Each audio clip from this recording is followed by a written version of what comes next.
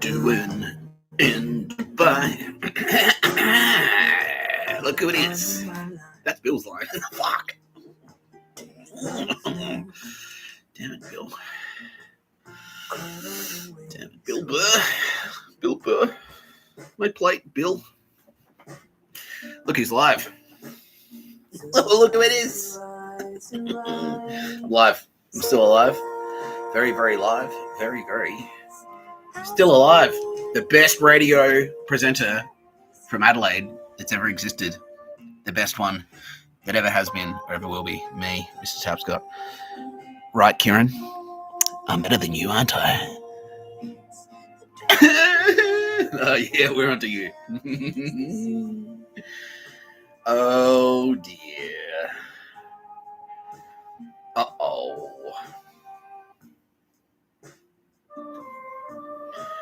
You couldn't possibly have messaging chains with my name on it and your name on it, dating back 15 to 20 years. Could you? I couldn't possibly have. Kieran. Dun, dun, dun, dun, dun. You stupid bitch. Oh well. Look. You got your brand team to fall back on. Don't worry about it. Don't worry about it. Don't worry about it. Yeah. Perfectly viable. Perfectly viable motive for murder. This guy I knew in uni is good at writing stuff on the internet. I'll kill you all. The fuck? Nazi scum. Yeah. Yeah. Yeah. All right. AFP just want me to go straight into it. Yeah, Kieran Hi Dara. It is now safe for me to allege that you are connected to the murder of Luke Callahan, because you are indeed a piece of shit Nazi. Yeah, now where are you? In Silicon Valley. Yeah. You're also connected, and that's not the only murder you're connected to there. You're connected to many, many, many murders and acts of terror, including but not limited to bushfires in Australia.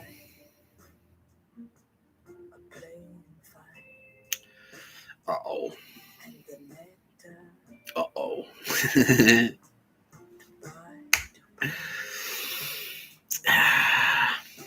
Do you like Hellraiser movies, Karen? You're a cinephile, right?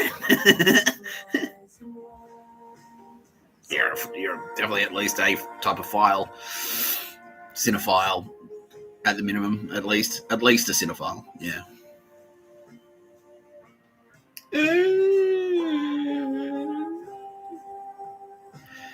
You bitch. Suck shit, you bitch. Anyway. You're watching No Pictures of the Murder podcast by Mr. Tapscott. I'm Mr. Tapscott. Joining me as always, Tyler Bennett. Represented here by this candle. Brake pad and wheel alignment specialist at Kitty Callahan Tire Auto. You can't hand a man a granite Callahan. Kieran Hyro Dara.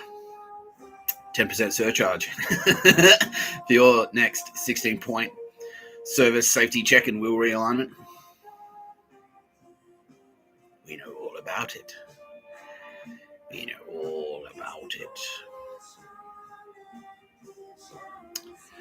Yeah. So the undercover FBI agents who you've been making friends with to, get drunk and brag about your crimes are about to break cover.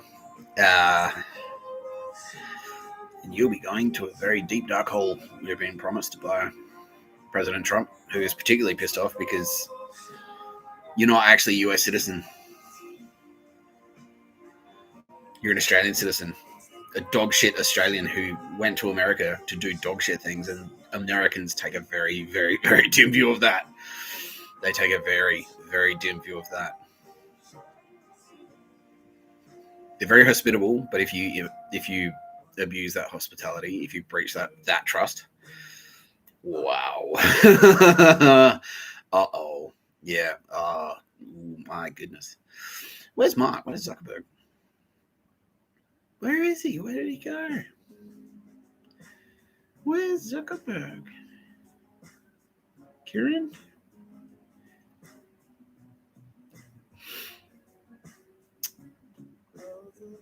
Yeah, who are you working with at Nike, by the way?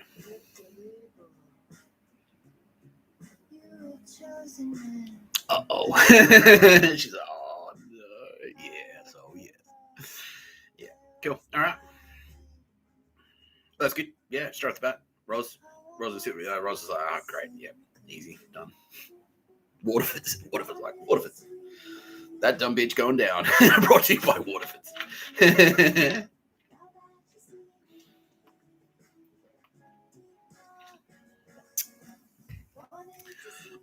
Bill Burr, he's across it. He's like, yeah. Yeah.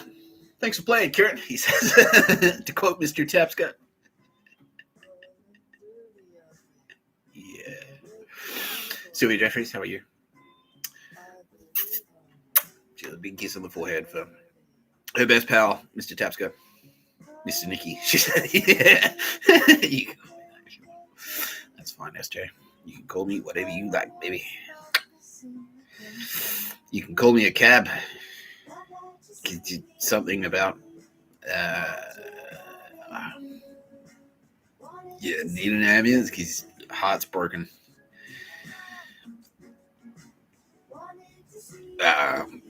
Because you've got nice boobs. She's like, no, we'll call you an ambulance. Yeah. Yeah.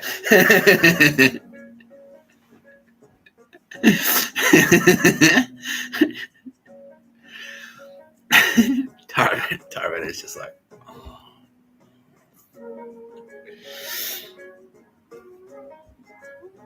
On behalf of No Pictures of Burr, we do not endorse the actions of Mr. Tapscott.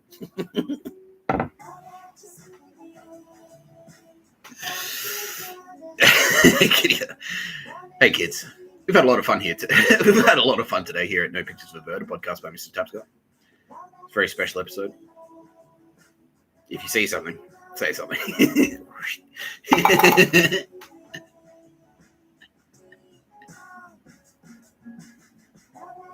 Hey, I'm getting sexually harassed. Shut up, Bill. Not you, Bill Burr.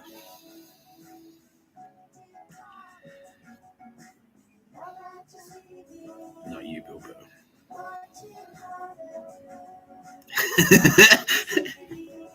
Oh. Yeah. Now, no.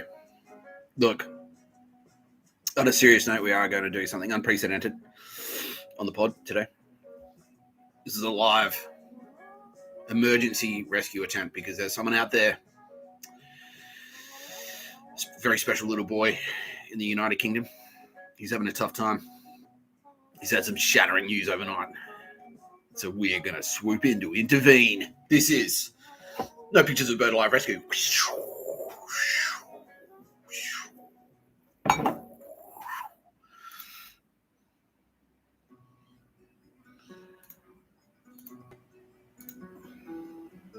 Whoops. Your Majesty, King Charles.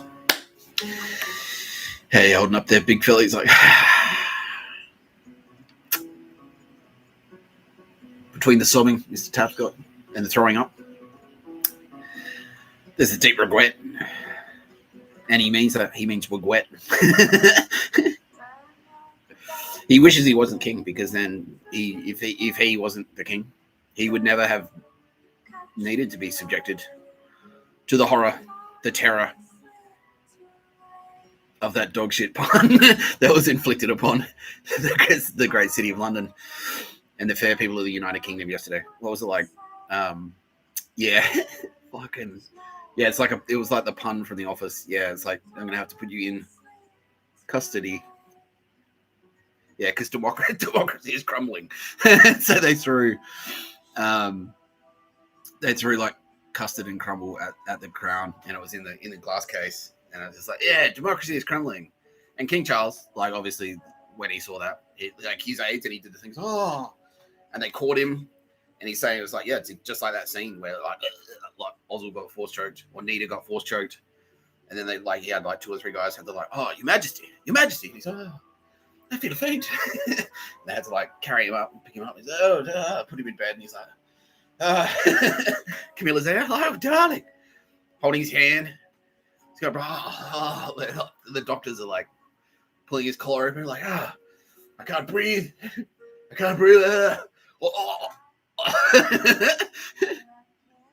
Prince William spasming on the ground. Like, God. Kate's there, cradling him. It's like, you'll be okay, will you? We'll be okay.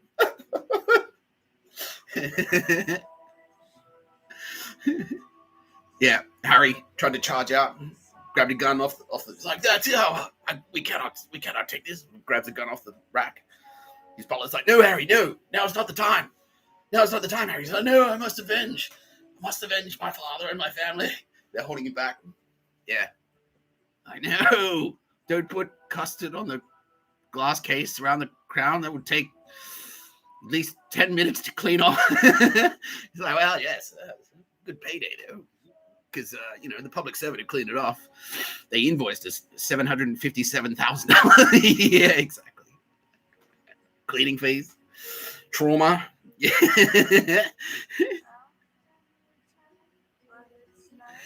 Yeah, I mean, because look, top 10, top 10 worst things that's ever happened in the United Kingdom. London Blitz, it's got to be up there. The Battle of Britain, when 30,000 people died when the Nazis bombed London. The London bombings, the terror attacks, that was pretty bad. That's up there. D-Day landings, D-Day invasions, yeah. Viking raids, that's right up there. Yeah, Boudica. The Roman invasion, yeah. And now this. Democracy is crumbling, Your Majesty. Democracy is crumbling so well. Look, he's gonna keep it together though. Yeah, he said he's gonna try. He's gonna sleep on it. He's going to keep on stiff upper lip. He's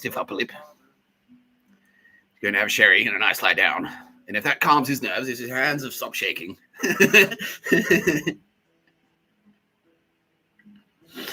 Yeah, Keir Starmer's having an emergency session. They've convened a council of war. We've got a special war cabinet. It's like, how will we respond? Surely not nuking Australia.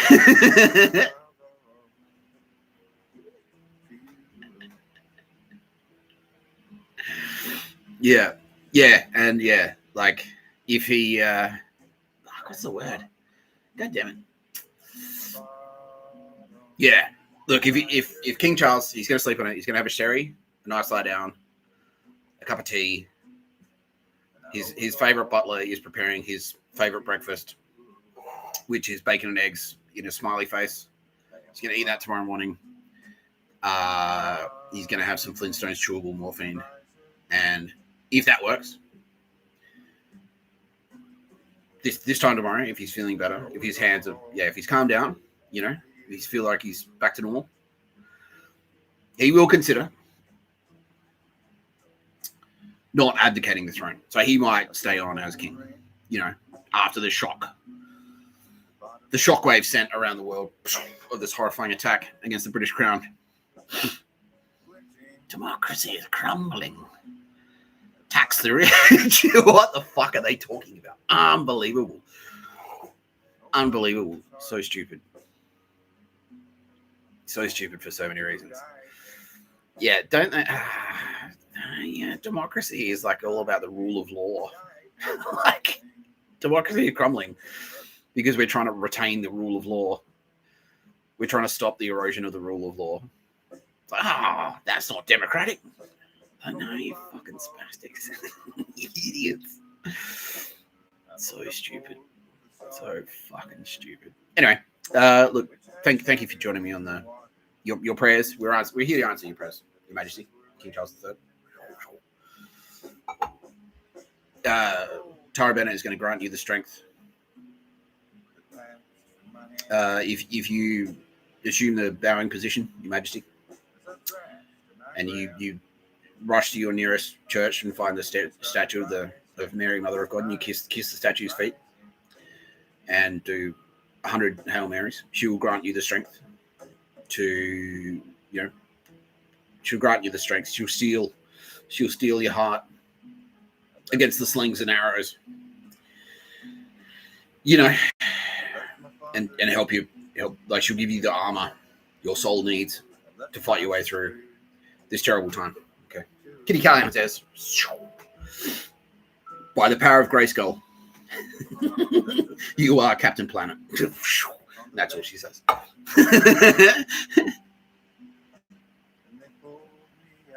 Mr. Tapscott says, the force is with you, Your Majesty.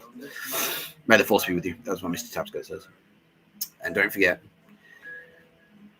no matter how gay you are, you're never as gay as Bill Burr. He's yeah.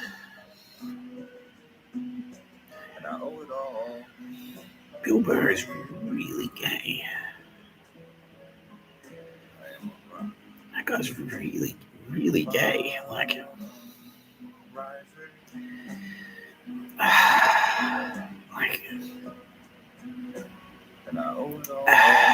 maybe we need to outlaw gayness again. Like, that guy's really gay.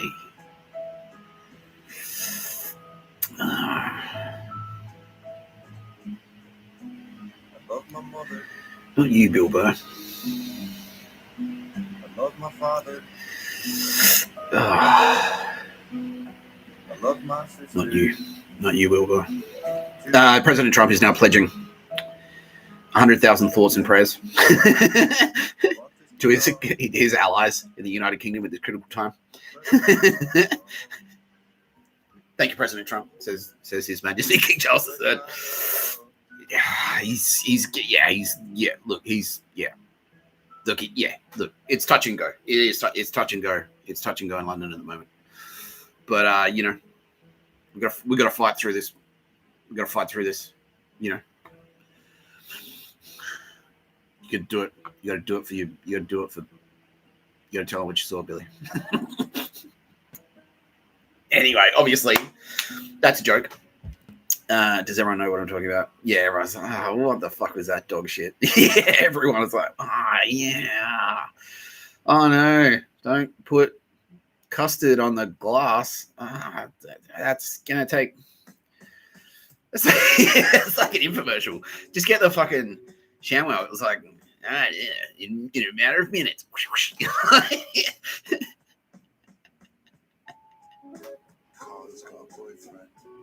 Yeah, so those four losers are now off the street.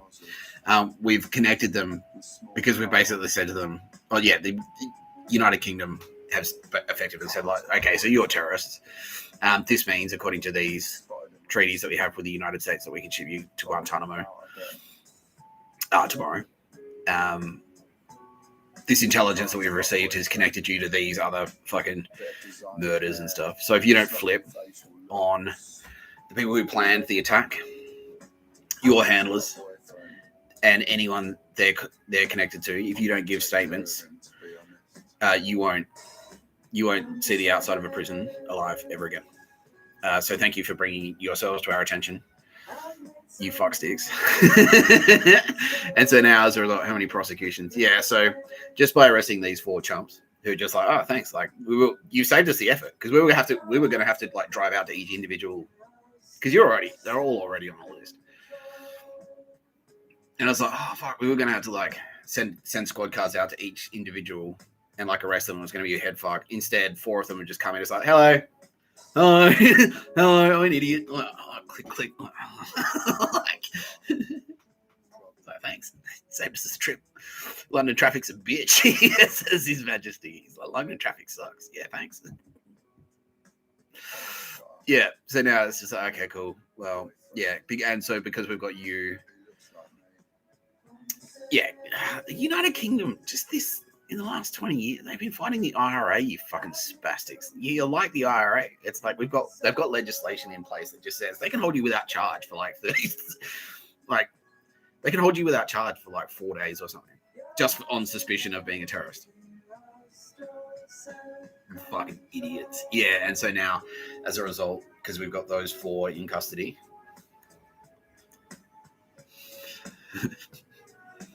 Bill, write it down, mate. Put it in your hand. He's like, yeah.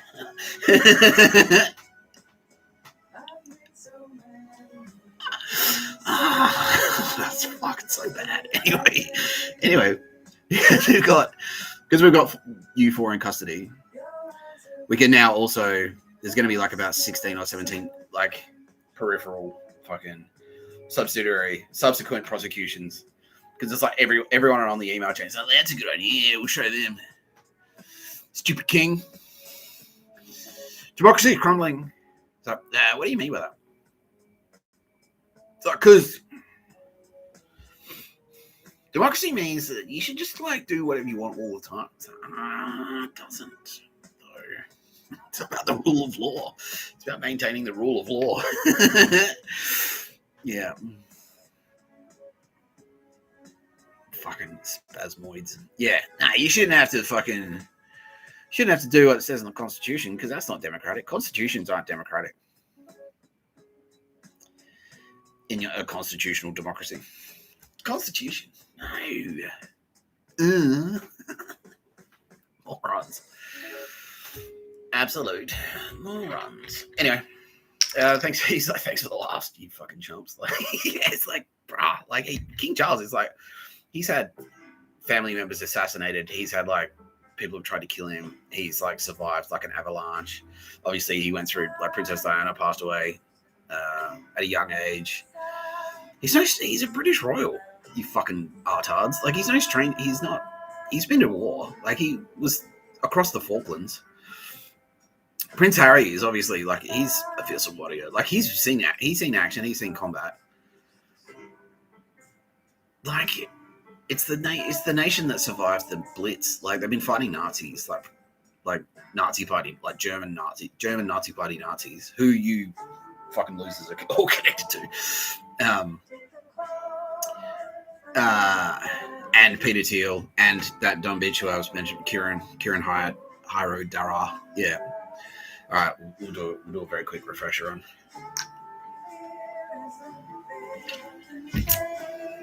We'll do a very quick dressing down of this stupid bitch.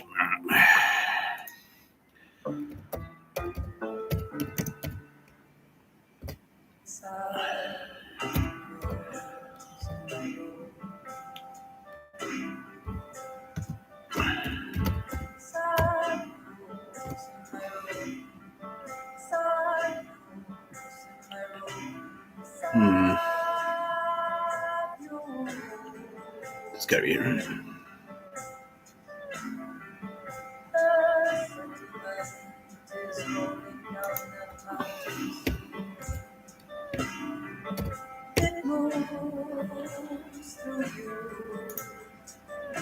Yeah, that's it. All right.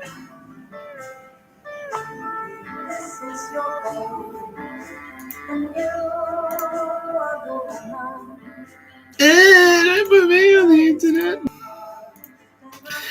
Yeah, this bitch. So, this is her.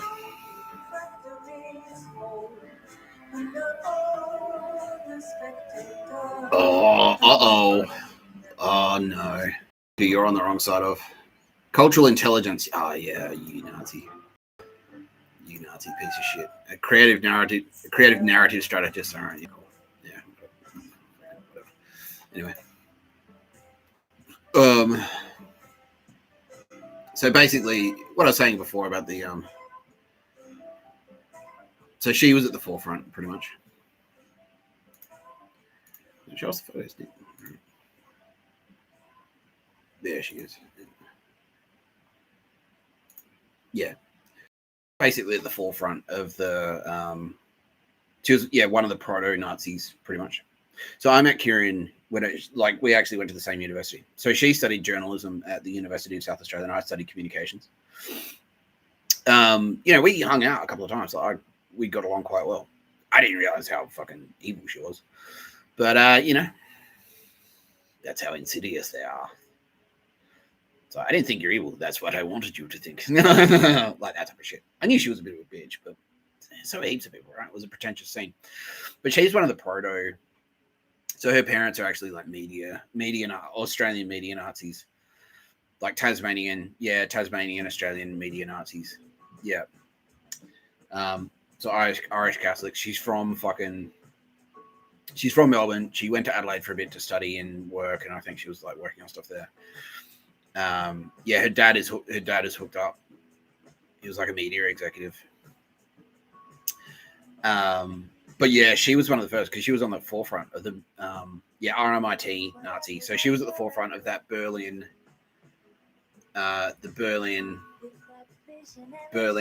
and Melbourne cultural exchange. The Nazi Irish Catholic Nazis from Melbourne, Collingwood, combining with East German Nazi Stasi secret police tactics, right? That's her. Yeah. And she was like right at the start. Yeah, she's like, yeah, all the architects of like, oh, by the way, women are in charge. Like the goal of a man is to marry and it's like you need to be recruited by a Nazi, and that's your girlfriend. And then she tells you what to do, including like ordering you to assassinate people. So this is Andrew Chelleback. This is the relationship that Julie Rotordo and Andrew Chelleback had. She's not your girlfriend.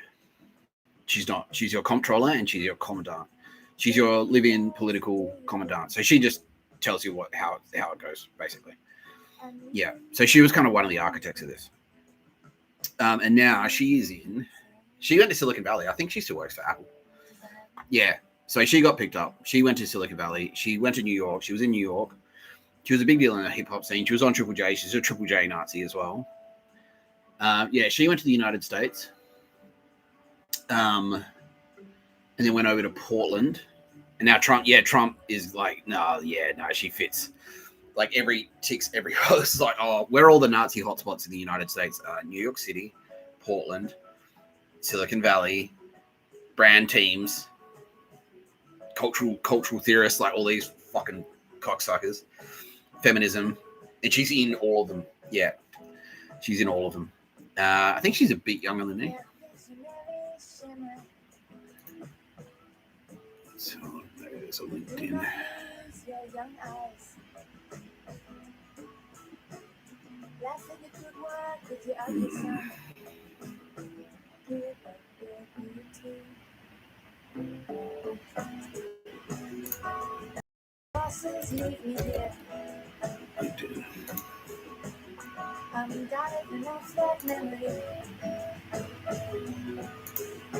Stop hanging up your lights.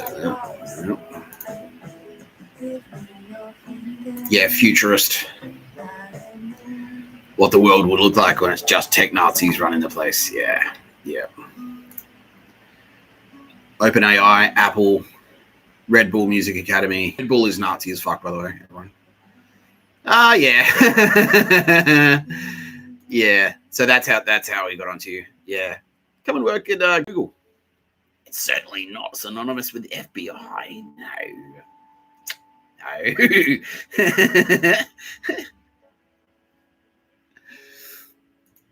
And by that I mean yes. It definitely is. Yeah.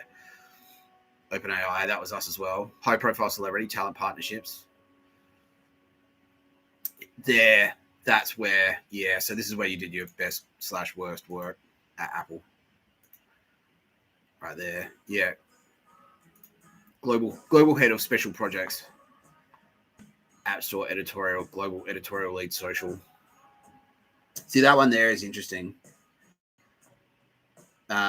Because that is when I was working at Optus Well Connected. And you said, and now I'm being informed by Kitty Khan, I was like, Daddy, Nick Tapscott can't be more successful than me. Get me a job. He's like, well, let me pull some strings in Nazi high command, baby.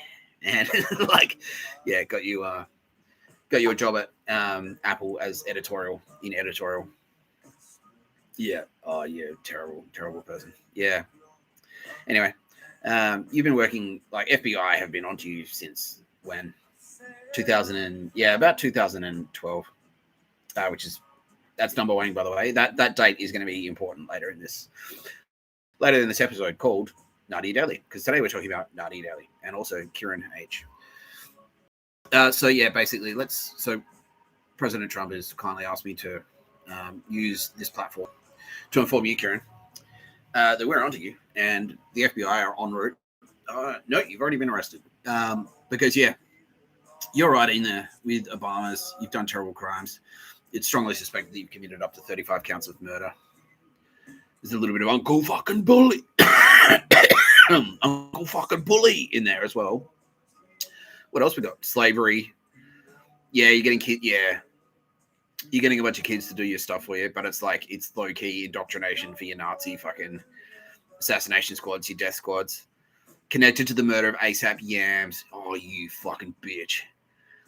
Wow. And you've built your entire thing on hip hop, which it is now safe for me to allege that it was actually a front to infiltrate hip hop and assassinate black and use to provide intelligence to assassination squads who would then assassinate prominent African Americans, including but not limited to ASAP Yams, MF Doom, who else? And three more rappers. One of them Migos. Oh, you fucking bitch. And also even fucking that other guy. Oh, so Tyler Creators, mate. What's his name?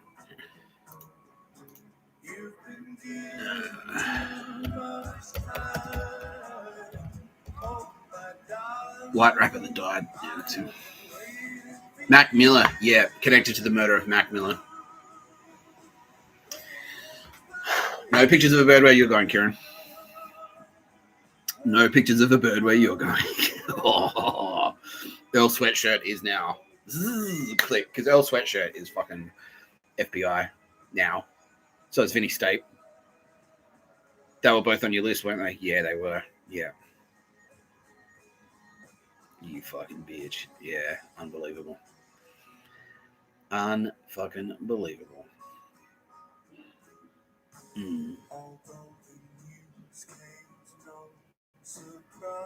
You're watching No Pictures of a Better podcast by Mr. Tapscott. I'm Mr. Tapscott, but today's episode isn't about Kieran as much as she probably wants it to be. Are you connected to Annika Wells, by the way? Oh, you definitely are. The brand team, the RMIT brand team, yeah. Where there's only 2 states of being better than Nick Tapscott or not as good as Nick Tapscott, and that's it. I don't care how successful I am as long as I'm doing better than Nick Tapscott. He's a man. You can't be a man and a writer. She's a stuck-up bitch. Yeah, fuck you. Like, that's from all of us. Fuck you. Fuck you. Fuck you. My left. That's a bit piss weak, but anyway. Fuck you. Yeah. Waterfords. Fuck you. They said that. They just said that.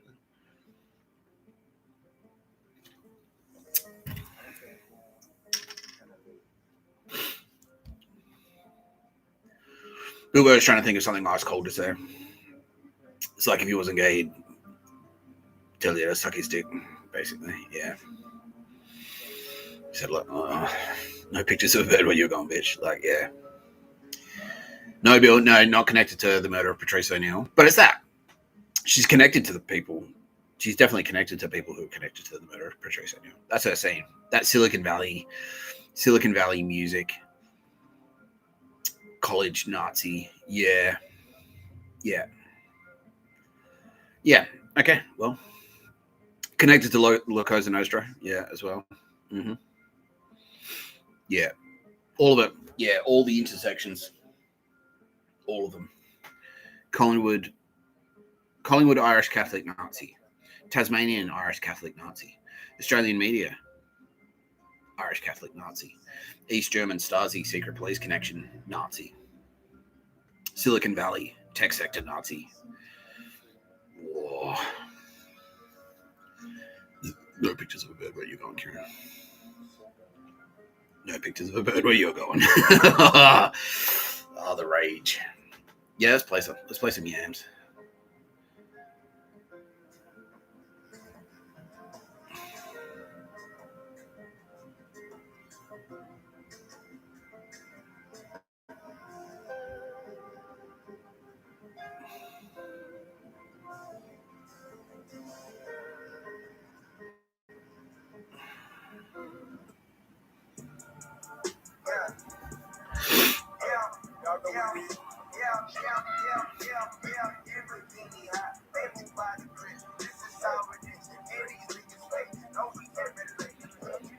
No pictures of a bird where you're going, Kieran. Ooh. Wow, we can feel that. Can't we? Oh, yeah, they all know you. Yeah, everyone's like, we know that bitch. We know that fucking bitch. Yeah. Oh, palpable rage.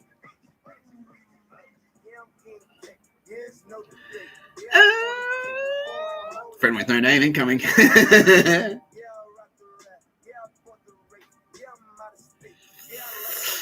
All right. On that note, today's episode, Ros, you are still the love this. This actually wasn't supposed to be that much of a Nazi slamming episode, but it's turned into one. Yeah, and there's nothing wrong with that because that's the point. That's the point of No Pictures of a Bird, a podcast with Mr. Tapscott. I am Mr. Tapscott. Sorry, by Mr. Tapscott. I am Mr. Tapscott. Ros was saying, like, maybe you could just do your action report to start with before we go into the special guests. Like, all right, cool. Yeah, so today went out to the street and you're actually seeing like a lot of capitulation. So a lot of people now are just like the street, it was Sunday morning in Sydney and it was very quiet. Like it seemed unusually quiet there today.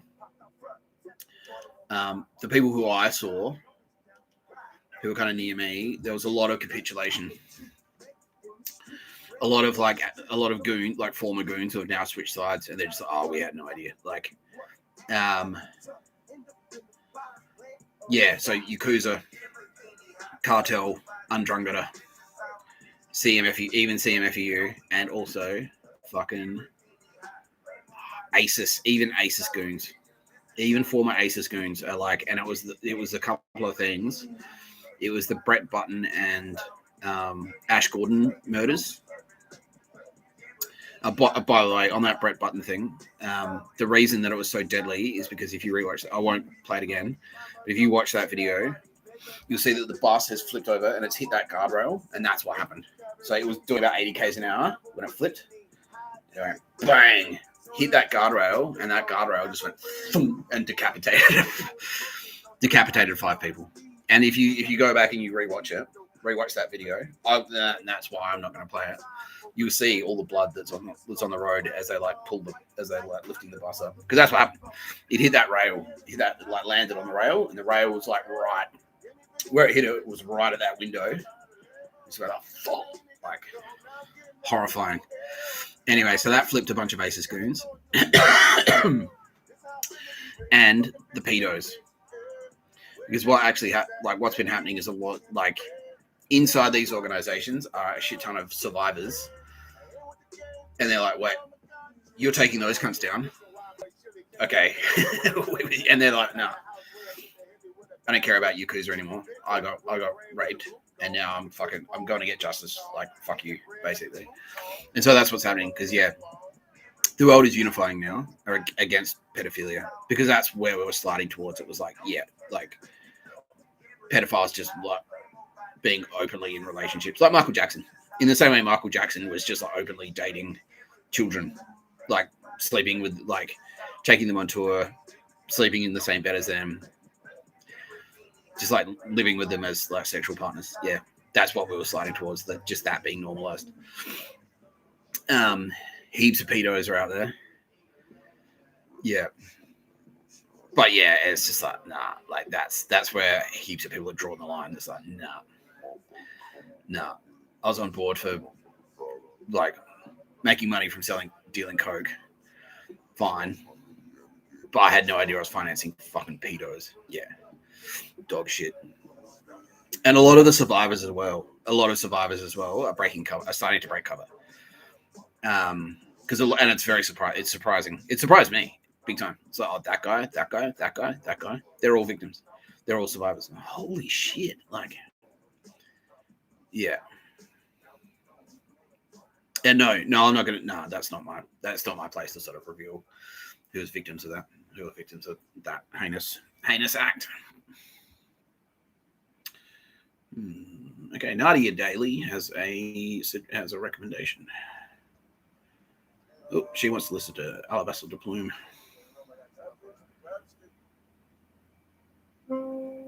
Cool. Thanks, Nadia.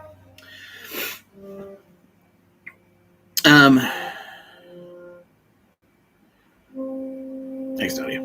Anyway. Yeah. So and then I went to the cross, and it seemed pretty subdued. But yeah, and like the pedophile rings had infected like literally every institution. Every institution was affected by it. Yeah. Like, and it was that legacy of like, because remember, King's Cross used to be an absolutely fucking filthy red light district where you could buy and sell basically anything. What was that Bryce Courtney book? I read a book in jail about it.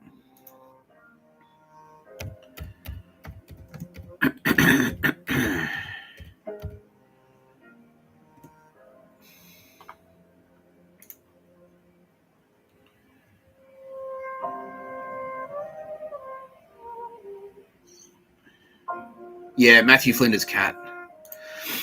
Matthew Flinder's Cat by Bryce Courtney. It's about an undercover guy, a guy going undercover for the AFP to expose pedophile rings.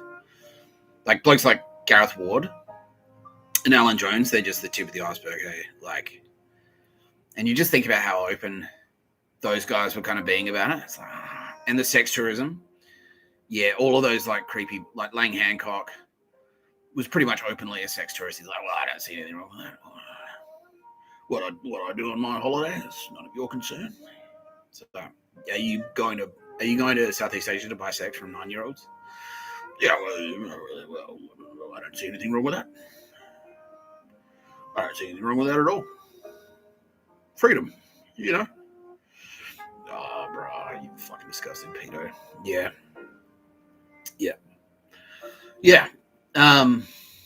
So it was quiet. It was pretty quiet out there, and that's all I did. I just caught the trains. I didn't get fucked over by any buses today. Did I? No, I don't think so. No, they definitely wanted to. I got fucked over by the train station being closed. That kind of sucked, but what can you do? Yeah, but it was just that. It was all the survivors who'd like coming out of the woodwork. I saw a few AFP out there, but it seemed kind of quiet. So I think a lot of people are really starting to get the message. It's like, nah, like if you're pro pictures of a bird, you're pro pedophile, and that's really turning people back. That's like, oh fuck, we had no idea.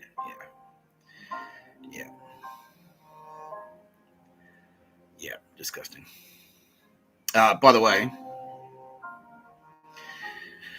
social media bans for under 16s. You know how they were like, oh, if you want to get, if you have to prove, if you want to get a social media account, you have to prove you're over 16. And how are you going to do that? It was like a face scan, right?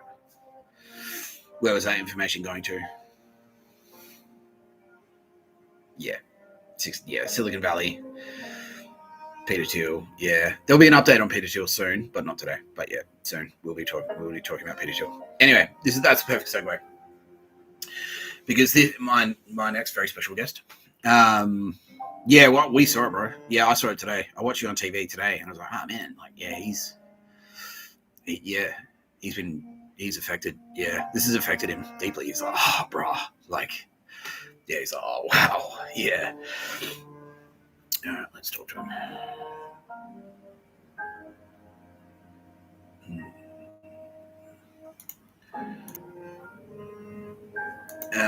Mr. Schuler, sir, do I have you on the line? Loud and clear, Mr. Tapscott. Thank you for having me on today's episode of No Pictures of the Bird, a podcast by Mr. Tapscott. You're Mr. Tapscott. I am. Thanks, Bobby. You can call me Bobby, he says. Great. Thank you. Bobby Schuler is the head pastor at the Hour of Power. A cute story, actually. We've got a cute story about that. Power. Christian ministries. And so, like, because my sleeping pattern these days is, like, I'll go to sleep. I'll go to bed at, like, 9:30, 10 o'clock. Because I don't party as much. I don't go out. And so, like, I'll go to bed at, like, 9:30, 10 o'clock. And then I'll wake up, like, pretty early, like 4 a.m., 5 a.m. And, you know, I called Bobby. I started catching Bobby and the Hour of Power. And I was like, oh, I wonder what it'd be cool to see how they're kind of reacting. And we kind of thought, like, and Kitty Callahan originally, when we first walking around, we're like, oh, don't call me JC, Mr. Tapscott, because like Christians, we're not really on board, and they're not really on board yet. But then Bobby was one of the good guys. Like, he was one of the ones that said, no, you know what? I'm on board. Yeah, this is all right. Yeah. No, he's all right. He's like, just like Moose. Yeah, exactly. Yeah. And because I think a lot of people like wanted. He's like, oh yeah, cool. Like, yeah, they wanted to believe it, you know. Yeah. And so we started catching his Hour of Power, and because you know there are a lot of scumbags in televangelism in the United States, but I tired sending a lovely little bird. But no, Kitty Callahan is like, no, he's cool. He's a cool guy. Yeah, their whole ministry is really cool. Yeah, I'm like, all right, sweet. Thanks, Bobby. Yeah, and so we noticed that you were kind of reacting. So I was like, oh yeah, Japan, like that's Tara Bennett's territory and stuff. And then you went like, oh yeah, Japan. I was in Japan and I had a great time. I felt the spirit on me. And so I was like, oh yeah, cool. He's listening. He's like picking it up. Cool. And so it's been great to see. Thank you so much. Thank you, Mr. Tapscott. Yeah, it's nice to know that we weren't wasting our breaths. Yeah. And he's quite relieved as well. And it makes perfect sense about the Bible being hijacked and all those stories, all that extra stuff that's been added in there. And he hopes I don't mind that he's been reading them to his congregations. It's like, no, I don't mind, mate, because we understand. We understand. And you've like taken the edge off. Like, you haven't gone out and said, like, go out and enslave people because the point of God is to do as you're told all the time. You're like, nah, like, just relax and laugh, like have a laugh. Like I haven't listened to your podcast, but I know your TV show. Like, it's not that serious. It's just like, look, let's just have a chat, and let's just have a chat. And it's like, yeah, exactly. It's just like about community, right? Like, yeah, that's it. It's just like, oh, look, it's just this bit of a social club, play some music and stuff, and talk about our favorite book. Yeah, exactly. So yeah, all right. Thanks, Bobby. And now he's saying, like, yeah, he's got a message to the survivor, because a lot of what's happened is that since I started talking about pedophilia and the devastating impacts, a lot of people have been approaching Bobby and coming forward and saying, you may not realize this about me, Mr. Schuler, sir, but I am a survivor. And it's thrown you because oh wow, I didn't realize there were so many. Yeah, well, me too, mate. Yeah, me too. I was like, this is horrifying. Yeah. And he's like, that's why you're here, right? To bring all those sinners to account. It's like, yeah, pretty much. All right. We can do it. He's like, do it live judgment. All right. Yeah. It's going to be pretty boring though, because you don't have any skeletons in your closet. Dun dun. Bobby Schuler, this is your judgment day. Bobby Schuler. You are you're just a really cool guy. I guess the obvious one would be don't focus so much on, you don't have to be too nice all the time. I know you kind of like, and you've taken that on board. It's like, no, I'm a pastor, like I need to be like a moral role model.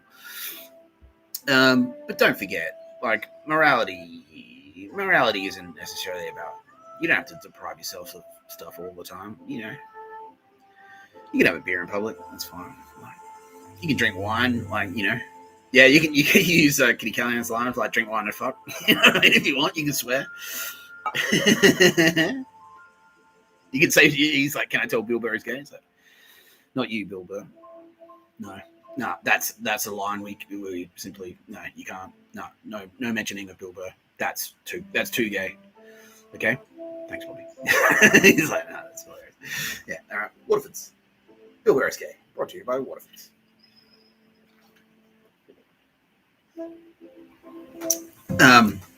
Yeah, you can tell Bill Burr is gay if you want. Yeah, because that's the thing. Like, he's like, is that true about him being the apostle? He's like, yeah, that is true. Yeah, that's him. Yeah, because that was the thing. Like, Kitty Callahan was just she was just like a local comic. She was just like a local stand-up comedian, and she was just like she was going to parties and saying stuff. It's like, hello, what's the deal? Yeah, like to quote Jerry Seinfeld, what's the deal with donkey track peanuts? And I was like, yeah, and then she'd throw some magic tricks on top, and I was like, oh yeah, this guy's cool. And then it's exactly like the comedy scene now. That's what the apostles were. It was just like she was like Kitty Callahan was a comedian, and the apostles were her friends. And they was just like, yeah. And she's like, just relax. Like, let's just drink wine and hang out, and don't fuck anyone. Like, that's pretty much it. Yeah. So, yeah, Bill Burr, like, yeah, it was basically the comedy scenes of the time. Yeah. So it's like, just imagine that. Yeah. That's it. That's what it's like. So, yeah, feel free to work comedy into your sermons if you want. But do whatever you want, bro. Like, whatever works for you. Because we understand as well, like, you might not want to. I understand, like, because I know I do exclude. Like, I am quite strong. Like, I swear a lot. You know, I swear a shit ton, and like, you know, I drink and I'm like, oh, fuck you, and I get angry. But that's my kind of brand, and it's sort of designed to be strong, like really come on strong. So you've got your own personal style, and it seems to be working for you. So I don't know, man. Like you don't have to wear a leather jacket and play Slayer at the next and then in the next hour of power. But we're just saying, like, you know, don't be afraid to, like, if you want to have a couple of beers in public, that's fine. Like, yeah, you can do that. You can loosen up a bit. Yeah. Do I have any advice for families and kids? Tara Bennett is going to step in here. She's going to say, like, parenting isn't really Mr. Tapscott's thing, Bobby. Like, for now, just for now. Like, I'm not a parenting specialist. Like, I haven't written self-help books about, like, how do you discipline your kids? You know what I mean? But that's going to, like, Tara Bennett's sort of going to, like, pick up that when we wade through all the fucking douchetards. Tara Bennett is going to start going deep on, like, parenting and things like that. But for now, we're just going to say, like, just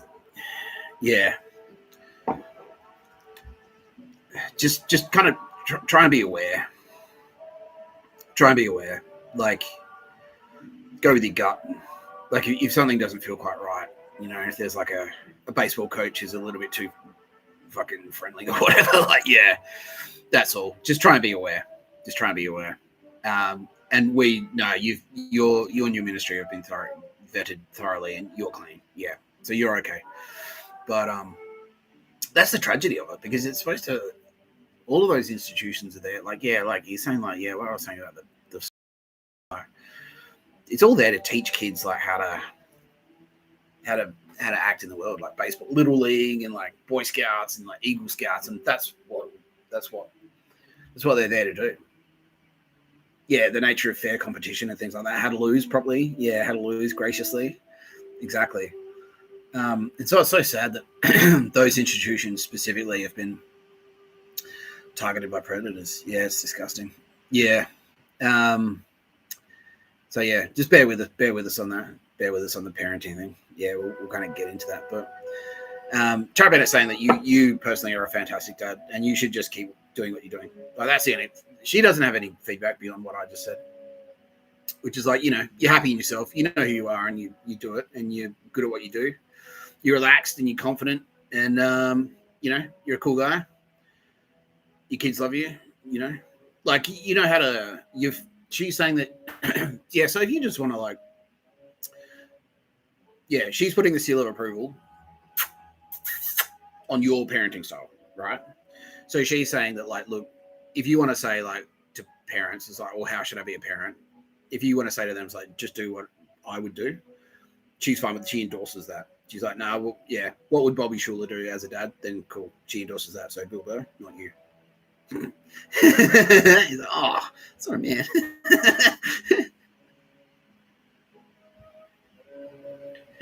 We wouldn't want your kids growing up to be flying helicopters and, you know, stand-up comedians. Bill. He's like, oh, actually, yeah, okay, that's fair enough. Yeah. Yeah. But yeah, you can be a role model as a dad, like, yeah, if you want. Because, yeah, you've got that balance where it's like you don't let your kids do whatever they want, but at the same time, you're not like an authoritarian dictator. You don't beat them up or anything like that either. And that's important because you got to have that balance there because, yeah, children, like, without the guardrails there, like, what we're seeing, like, yeah, they're inherently sociopathic. They're sociopaths. And so if, like, the parents aren't there to go, like, yeah, to put the guardrails in place, like, it can go very, very, very wrong. So it's like, yeah, you want to be firm, but not too firm, like not restrictively firm or violent. Yeah, and so Tara Bennett saying, like, the way you've been nailing it, she reckons. Yeah, you've been, yeah, he's like nailing it to a cross. Yeah, pun intended. Yeah, that's right. Yeah, you've been nailing it. Yeah, so, yeah. So if anyone asks you for advice on parenting, it's just like, well, what would you do in that situation? And then that's your advice. Yeah, that's it. And Kitty Callahan says, Bobby, yeah, you are a legend. She is inviting you to become a Jedi. You're a Jedi Master now. We're promoting you on the spot. And she's inviting you to kind of like explore the dark side of the Force. Now, she's not saying that you need to rush out and buy a gun or anything like that. But, yeah, just remember, because with the sermon that we saw you delivered today was war and stuff like that. And so, yeah, war is still a reality, unfortunately. And so, yeah, we just want to make, like Kitty Callahan, she's like, she just wants to make sure that you're prepared to defend yourself. Like, there's nothing unchristian about defending yourself. Yeah, like good Christians, they know how to push back. They know how to defend themselves. That's what she's saying. She's like, yeah, because like Christians are persecuted since they were a thing, and like there's nothing wrong with protecting yourself and your family if that's what you need to do. Yeah. So yeah. So whether that takes like if you want to go and do like a Muay Thai class, like a combat sport class or something like that. Go and take boxing lessons, and it will just kind of like start the mindfulness of it's like, okay, if someone comes at you like this, and then you start thinking about self-defense, or like, yeah, like think about go and watch the Karate Kid or something like that. Like, yeah, Kitty Callahan's now saying, like, yeah, the lessons in the Karate Kid, like they're all valid. It's like, look, if you're getting beaten up by bullies, you can go and get some advice from fucking that guy. Like, you can go and paint the fence. You can learn how to do the crane kick. You know, it's fine. Yeah, it's fine. It's no shame in that. Yeah, that's right. Yeah. So, all right. Thank you very much, Mr. Tapscott. That's all very valuable feedback. Thank you. You're welcome. Yeah. What have you got planned for the rest of the week, Mr. Tapscott? I'm probably going to just got a few just life admin stuff to do. And then I'll keep shooting no pictures of a bird. Until because what happens in the third and I kind of focus on something. And then what happens straight after the video finishes, like the cops go out and action it. So we've still got a few douchebags on the street that we need to clean up. And then once all kind of like the progress is in place, I'll start thinking about probably heading overseas. So hopefully go to the UK and London and catch up with I haven't caught up with the Turbo Babes. I want to have a really nice summer. That's what I want to do. Because is that true about Sydney being heaven? Yeah, it is. Yeah, it is true. It's like infected now. But yeah, like just with Bible stuff, it's the same way. the mythology, like it's the same as mythology, and I've kind of run through like how like look, like the story of Perseus. He's like he like fights Medusa and cuts off her head, and she's got snakes for hair, like, and it's all like just really exaggerated. But when Sydney charm, like when you have like a really nice day in Sydney, and it's like 23 degrees, and there's a gentle breeze, and then you go for a swim in the ocean, you know. And then while they're out there, a dolphin pops up and like it gives you a little smile or whatever. And yeah, it's pretty heavenly. And then you go to like a really nice restaurant. Yeah, it's pretty heavenly. It can be pretty heavenly. Yeah. But yeah, California is beautiful as well. Yeah. Like I drove up Big Sur and went to the Redwood Forest and stuff. It was amazing. Yeah. But yeah, peace be with you, basically. I can also reveal that Bobby Schuler is now and has always been a full serving member of Mossad. He's a Mossad agent because he was identified very early on as like a cool Jew in the biblical sense. It's like, all right, this guy's cool. He's a cool guy. He's going to be a target for douchebags. So let's empower him. And that's news to Donald Trump, but he's like, all right, he's down for that because, you seem like a really cool guy.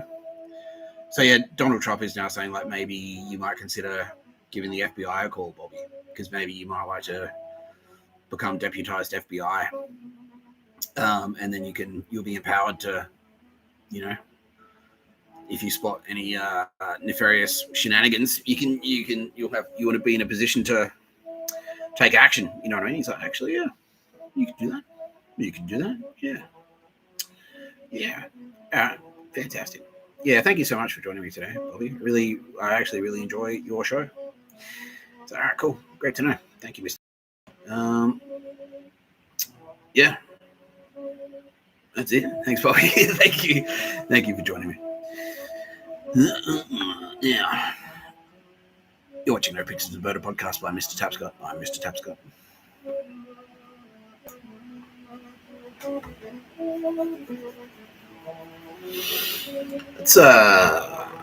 Let's talk about Nadia Daly. Okay. Nadia fucking Daly, all right?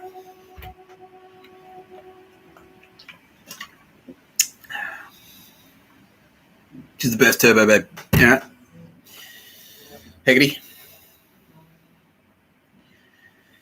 She's the best turbo babe. Let's talk about Nadia Daly, all right? The best.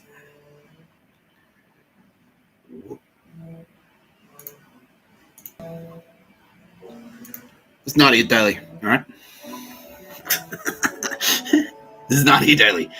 This is Turbo Babe Nadia Daly. So we're going to go deep on Nadia Daly today in a creepier way than Nicole Giddy. And he's like, curses. Yeah, because she's got a rivalry.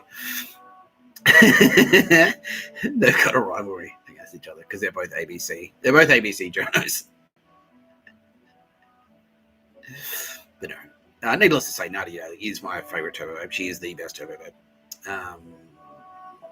We all love her deeply. We love her deeply. And because she sort of presented herself to me. She was on TV when I was in jail. I was watching her. She's like, Nadia Daly. Something about her. Yeah, she's pretty. She's not unappealing. Let's put it that way, And then they kind of went like, well, did you know that she's a Turbo Babe? I was like, yeah, well, that makes sense. Yeah. That makes sense. She seems pretty turbo babing. Yeah. But Nadia Daly, like just like all the other turbo babes, she's she's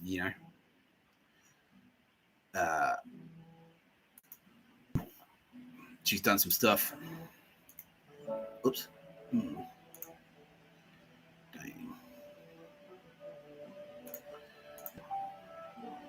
So let's talk about Nadia Daly. All right. She is the goddess Hestia, Greek virgin goddess of the hearth, home, and domestic life, whose Roman equivalent is Vesta, member of the 12 Olympians, daughter of the Titans Cronus and Rhea, and a goddess who was revered embodying the warmth, stability, and security of both the family and the city-state. She's symbolized by the hearth and its fire, and she received a portion of every sacrifice to the gods as she was offered the first and last portions of meals at the hearth. Now, I've kind of touched on this before when I've introduced her to Nadia Daly, aka Goddess Hestia. She's not necessarily the goddess of the home, because that's kind of like Tara Bennett's thing. So Tara Bennett is like, she's mother. And so that's kind of her, that's kind of like the home and like families and the kitchen table and stuff. That's kind of Tara Bennett stuff. But Nadia Daly is the goddess of the hearth. And so it's not just about cooking and eating, but also like the forge. She's the goddess of the forge. So yeah, it's not just about food and eating and things like that. It's about like, yeah, she's a craftswoman. She uses power to craft things. That's what that basically means. Yeah. Now, here on Earth, she's done some incredible things. This is her. Jeff Belzer, 2023 Chevy Dealer of the Year. That's Nadia Daly, right? Chevy Dealer of the Year, 2023. 7th consecutive year in a row. That's Nadia Daly, right? That's Nadia Daly. No. Also, pumpkin spice lattes. Heggedy, in your fucking face, she says. Pumpkin spice lattes, Heggedy. That's Nadia Daly, all right? That's Nadia Daly. That's Turbo Babe. You don't fuck around. Pumpkin spice lattes, that's Nadia Daly.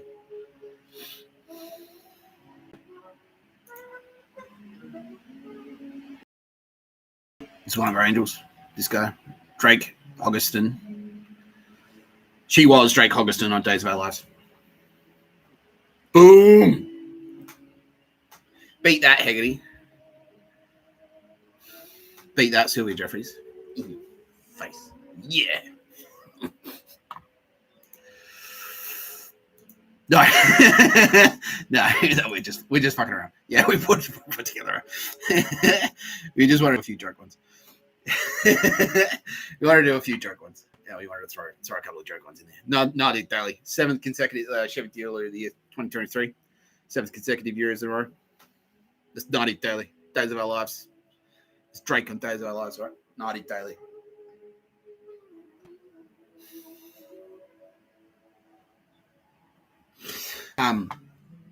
Yes, I just wanted to plan that a little bit out because she's funny. Yeah, she's cool. She's cool and she's funny. She likes to party. She does. Yeah, she does. She does have a bit of.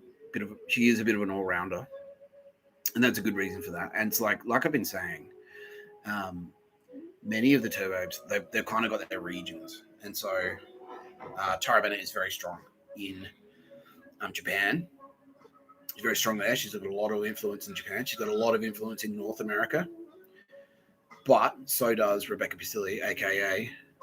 Turbo Babe, Hiawatha. Yeah, Aphrodite. That's North America. So Rebecca Pasilli is North America.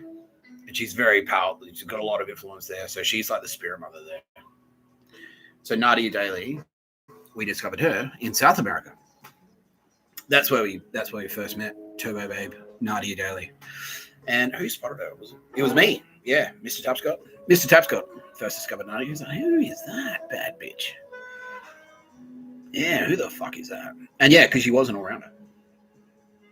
Yeah, she was an all-rounder down on the ground in South America. Very skillful warrior, but also very loving mother. And I was like, oh, wow.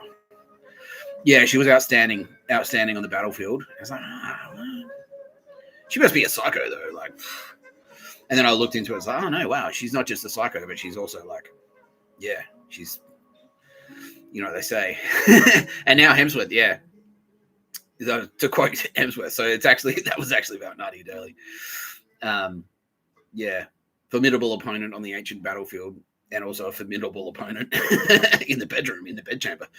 Yeah, so that's Nadia Daly. All right, it's Nadia Daly. Yeah, so she's not to be trifled with in any aspect of her life. So that was me. I kind of discovered it, and I was like, oh wow, Nadia Daly. Now, there was about 100,000 universes in a row when Nadia Daly was consistently a fearsome warrior. And also very, very powerful and very, very, very strong mother, like very powerful mothering instinct, but not just in like kind of like a Nina Trefkorn in that sense, like very protective mother, but also like there's a little bit of Nike in there, a little bit of Turbo Babe Nike, where she's like, you know, like she's a coach. If you want someone to coach your football team, if she coaches Brazil, if she coaches your World Cup team, you're going all the way. You're bringing home the cup, right? Yeah, that's Nadia Daly. It's Nadia Daly. Yeah, so all rounder, but very, very strongly influential, very influential in South America because that's where he found her. Yeah.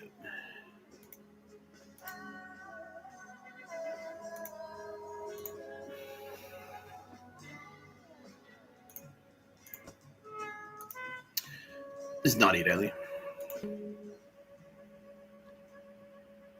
It's Tilton. Yeah. This is one of her kind of incarnations. Yeah. The god of medicine and healing. So that's kind of like a bit of a wink to you. So that's sort of like your there's a little bit of a wink to you there, Pistol. She's black-faced. Yeah, obsidian mask. Yeah, so that's that. She's obsidian, and that's a reference. She was a gentle who emanated from an obsidian mask, which brought darkness and peaceful sleep to children in their beds at night. So it's kind of the eye thing, but that's sort of it's a naturally occurring volcanic glass formed when lava extruded from a volcanic cools rapidly with minimal crystal growth. Igneous rock. Forge goes to the hearth. That's what that's a reference to. So the hearth, that's what she's the goddess of. So she could be the god of well-being or good luck. She can be gentle. She can help your kids sleep in their beds at night. But she can also be Xochipilli.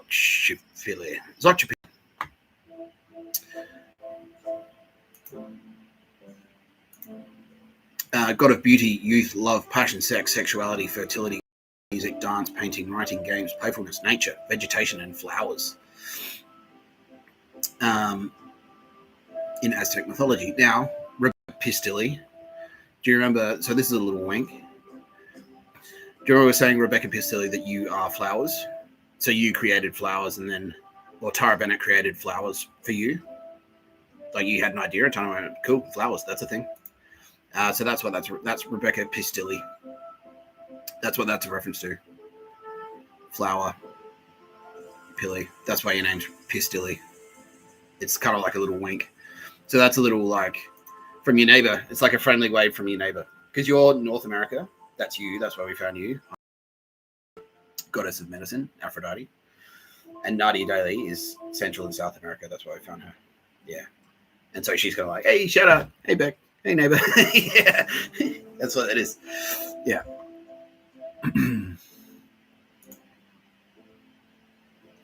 So these are Aztec gods, I think. Are they? Yeah, the patron of writing and painting.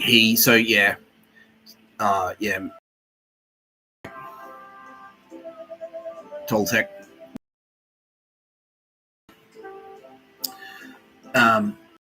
So here she's represented as male, but that's probably more, yeah. But that's her unique personality. Like she's across everything.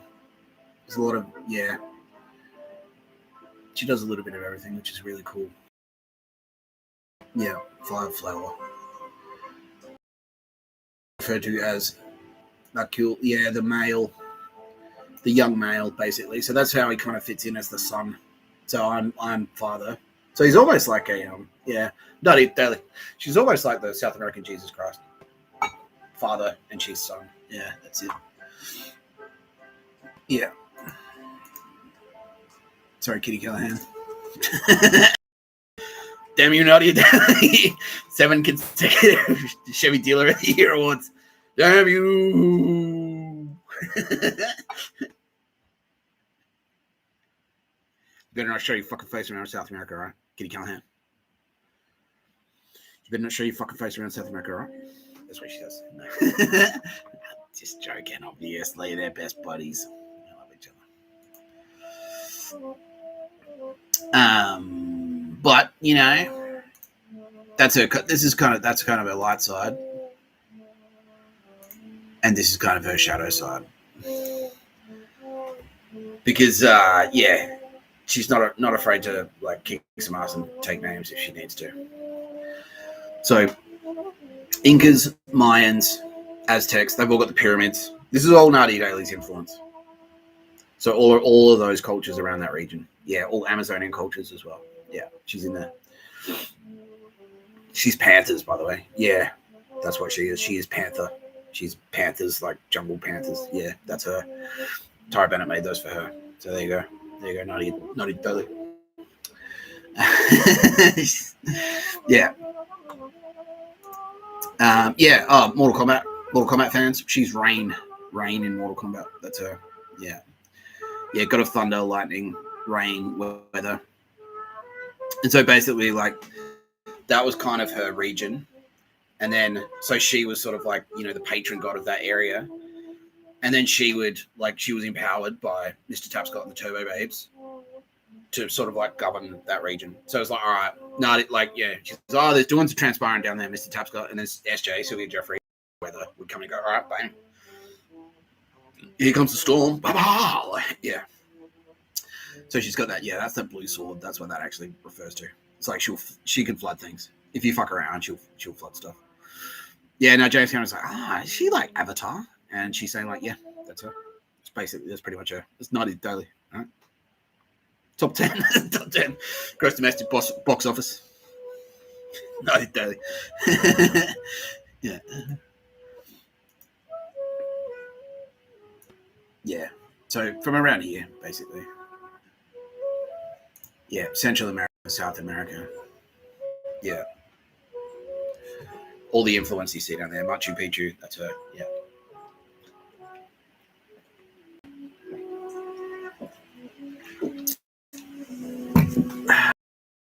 Not the goddess of Waterfords, unfortunately. But she can be whenever she wants, they say. Nadia Daly, Waterfords. Official Waterfords of Nadia Daly. The unpronounceable one. Yeah. Yeah.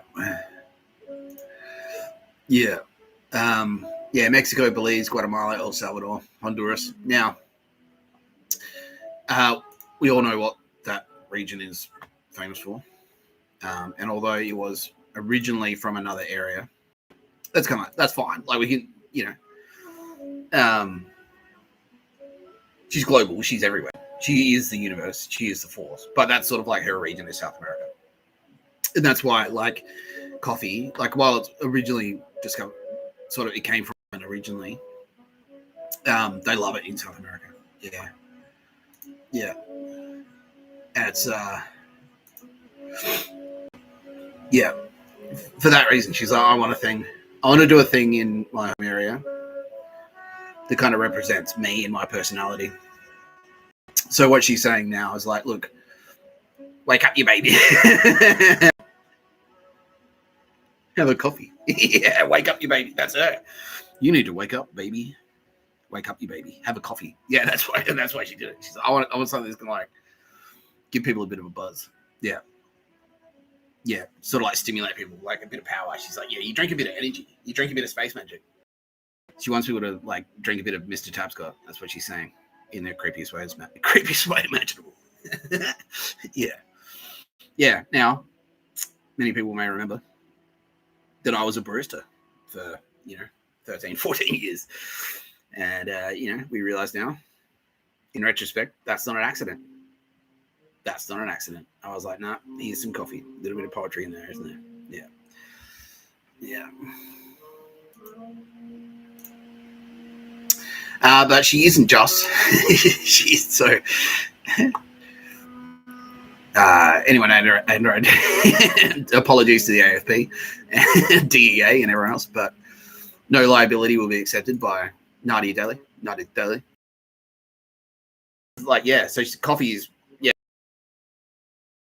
that's Tara Bennett. She's like, yeah, that's why. Yeah, because she's like, oh, like I'll give something that makes him wake up, your baby. Coffee, have a coffee, wake up, your baby. And then she wants something also down there that's gonna like encourage people to hook up and like, you know, give you a bit of confidence at the party, and like you're gonna be more inclined to. Kitty Callahan, no, not you, Kitty Callahan. No, nothing. She didn't make you. No, she didn't make you one. She didn't make you anything. 7 in a row, Kitty Callahan. All right.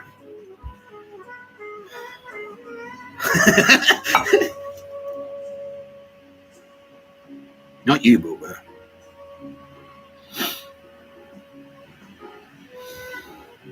Not you.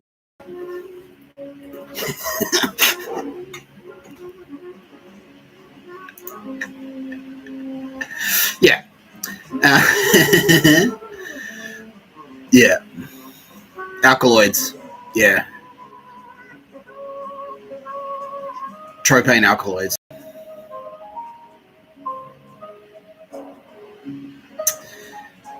She's saying there's more to the story, but like, yeah. That's Mr. Tapscott. Right, thank you, Nadia. I appreciate it. Now,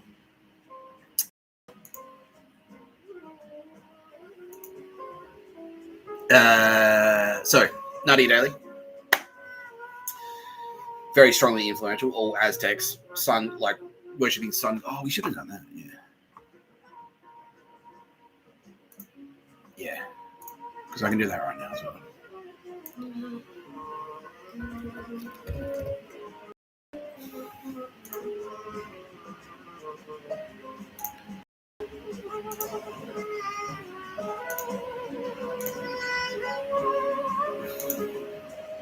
Yeah, okay. So this is all of us. This is all the Turbo Babes. Yeah, that's us. Group of 5 Aztec gods of excess and pleasure. They also represented the dangers that come along with these. These 5 gods were also invoked by diviners and mystics. So that the 5 gods, that's Mr. Tapscott, Kitty Callahan, Tara Bennett, Nadia Daly, and Pistol. Yeah, and you too, Pistol. Yeah, those are the 5. So regionally, so it was us 5, us 3, like coming down to party, and we're like, hey, Pistol, come over. And like, yeah, Nadia Daly is throwing parties in South America. And it's like, yeah, Pistol, come and hang out. And then Pistol coming out, it would be us 5 down there doing cool stuff. Yeah. That's Tara Bennett. That second one. Medicine and healing. That's Nadia. Yeah, that's right. God of Gluttony. That's actually me. That other guy. That's me too, apparently. And that other one, that's me too. Patron, yeah. And that's Kitty Callahan. God of fertility, patron of feather workers. The most prominent member. Yeah, the most attention seeking. Loudmouth, redhead. The comedian, yeah. The joke, yeah. The comedian, yeah. Kitty Callahan. That's right up your alley. But anyway. So we've established that she's extremely influential. The Incas, the Aztecs, the Mayans, all of those cultures, all Machu Picchu, South America, Central America. Yeah, like going kind of like verging into the Pistol territory of North America. So she did cocaine. That's Nadia Daly. But she also, so she was across this myth. So who's familiar with this myth? Who remembers this? The Mayan end of days. The popular misconception, largely fueled by Western culture, that the ancient Maya predicted the world would end on December 21st, when their long count calendar completed a major cycle. The Maya actually viewed this date as the end of one cyclical era and the beginning of a new one. a time for cultural renewal, not apocalypse, with modern Maya expressing frustration at the misinterpretation. The idea clashes with cyclical time concepts common in Maya culture versus linear end times beliefs from Western religions, leading to the 2012 phenomenon. So, yeah, the end it's not just the end of the chapter. That's what it means. It doesn't mean like the end, like the world isn't going to explode then. It's got like the world will end, but the world as we know it will end. That's what that means in Mayan culture. So that was Nadia Daly. She did that. And she did it in retrospect. Yeah, so this is the same. Kitty Callahan went back and did the Bible to go get ready. Tell them how cool I am, Kitty Callahan. For fuck. Fuck. Yeah, Nadia Daly did the same thing. Using space magic, she went back in time. I was like, all right, well, shit's about to go down.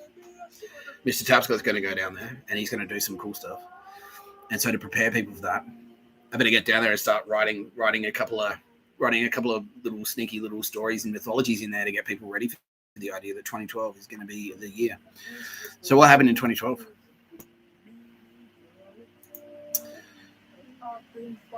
That was the year I went to Meredith.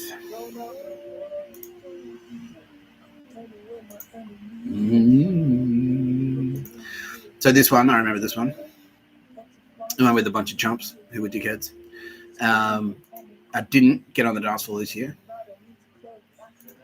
but that was the start. So this Meredith 2012. And what dates was this Meredith? December 7th, 8th, and 9th. So the Mayan thing says that the actual date of the end of the world or the beginning of the end of the world is the 21st of December 2012. So this is the beginning of the end, because the end period. This is the start of the end period. That's what it is. It's not like this one singular moment where all of it's going to end. It's going to be the beginning of the end. So it's that Meredith that I went to, that first one, and I went down there and I went, oh, yeah. Like, I didn't really hit the dance floor, but I looked around, I was like, there's some cool stuff. I'm on a bit of amphetamines, allegedly, or whatever. Who's to say? Maybe there's some cocaine. I don't know. Like,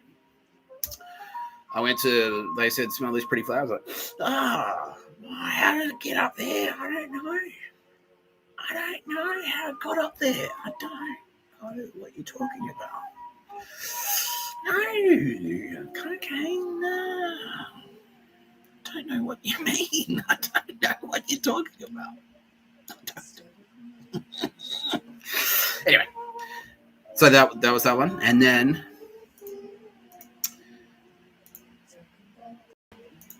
this was the one that I got on the dance floor.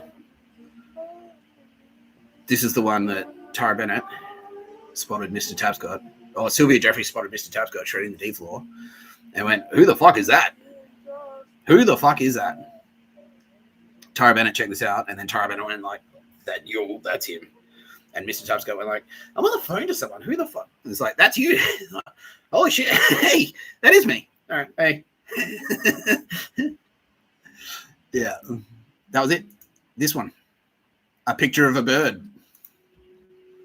You're watching No Pictures of a Bird, a podcast by Mr. Tapscott. I'm Mr. Tapscott. My poetry. It rhymes. Anyway.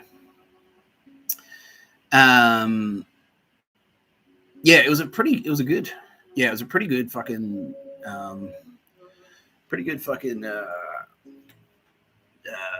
Meredith. And this is the one where I first went, and I was wearing a Napalm Death t-shirt, and I was like, who's this bogan? It's just Tapscott. He's the Punisher. Yeah, there it is, Derek May. Yeah, he's the Punisher. He was the drummer from I'm Gonna Fucking Kill You. That's it. That's all he is. But what they didn't realize is that I had a bit of fucking had a few moves of my own, a few maneuvers at the Battle of Tanab. And that's why when John Coltkins, Tim Sweeney, and Derek May took the decks, Mr. Tapscott in his Napalm Death t-shirt, sort of like cleared away and did like a moose, pulled a moose Tucko's dog, the Jedi Grandmaster, and just went, "This is mine. This dance floor is mine." Fucking like destroyed it. Carved a fucking hole in it. Yeah. So there's just these burn marks in the patch of grass where I was. And it was just like, fucking bang. Yeah. And I was like, who the fuck is that? Yeah. And Aldous Harding was there. And she's like, oh, fucking sick. Yeah. Yeah. So yeah, that's where that comes from. That's the Mayan end of the world. So the beginning of the end of the world was Meredith 2012. That was the beginning of the end of the world.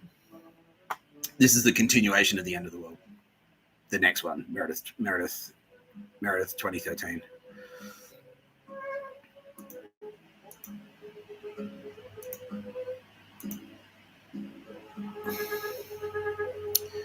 Now you may be wondering, like, but Mr. Tapscott, the Mayan calendar says 21st. Says the 21st of December 2012. But that Meredith in 2012 was actually the 8th, 9th, and 10th. And well, I've got a fucking very convenient clapback for you. Because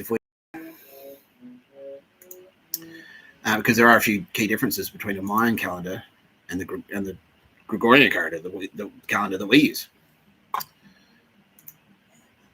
Because the Mayan calendar, it's a Mesoamerican calendar, has 260 days. It's shorter. It's different.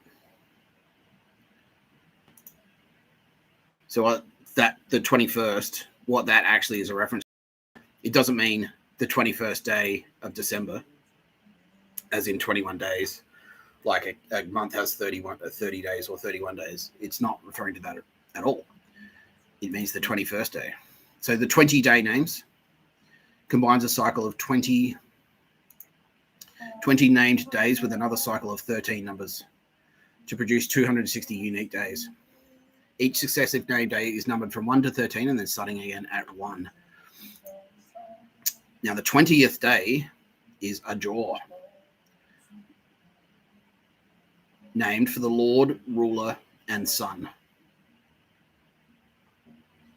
That's a reference to Mr. Tapscott, the Sun God, the 20th day, the in 2012, the Sun God's day in December in 2012. That's what that actually means.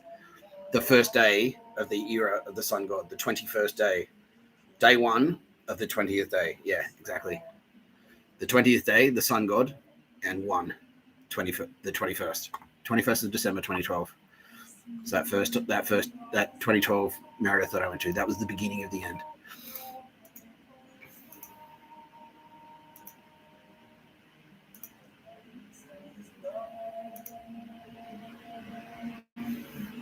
Because Nadia Daly is actually like, she's got plenty of angels down here, just like the rest of us. But just like the rest of us, she's kind of of her personality. So Sylvia Jeffries has the really high profile ones. She's Sabrina Carpenter. She's Princess Diana. She loves being famous. She loves being high profile. She's Anna Wintour. Whereas like Nadia Daly, like she's a little bit more under the radar than that.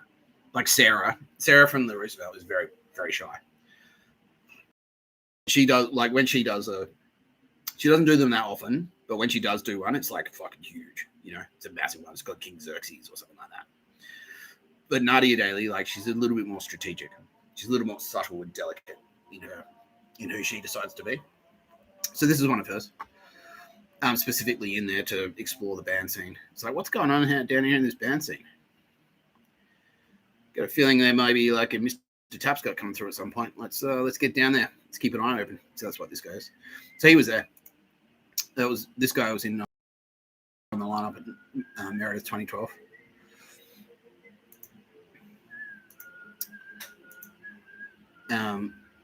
They're adjacent to this band, King Gizzard and the Lizard Wizard. That's Turbo Babes. That's a Turbo Babe band. All of them, there's like 12 members and they're all Turbo Babes. Yeah. Tame Impala are all Turbo Babes as well. That's Sylvia Jeffries and Nadia Daly working together.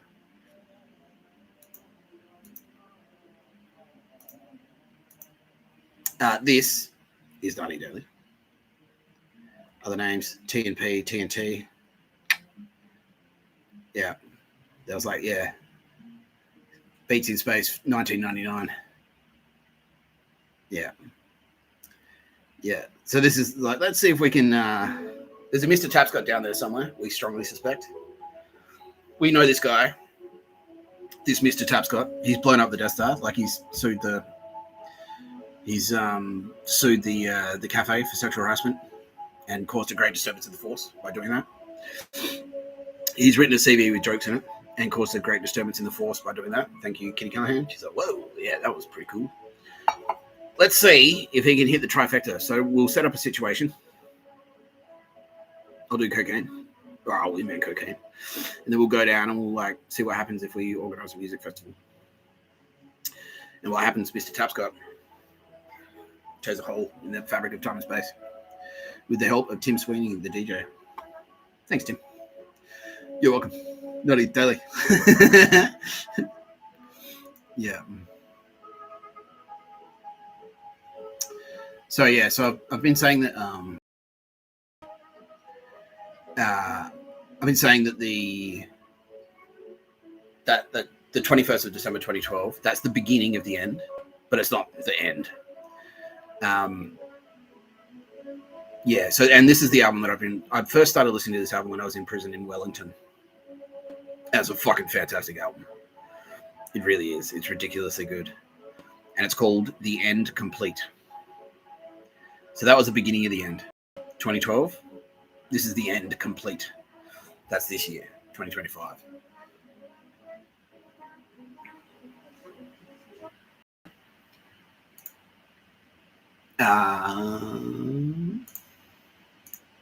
This is Nadia Daly. So this is the lead singer of Obituary. The rest of Obituary, that's all Mr. Tapscott's. Obituary is fucking sick, and that's why. Yeah. Now.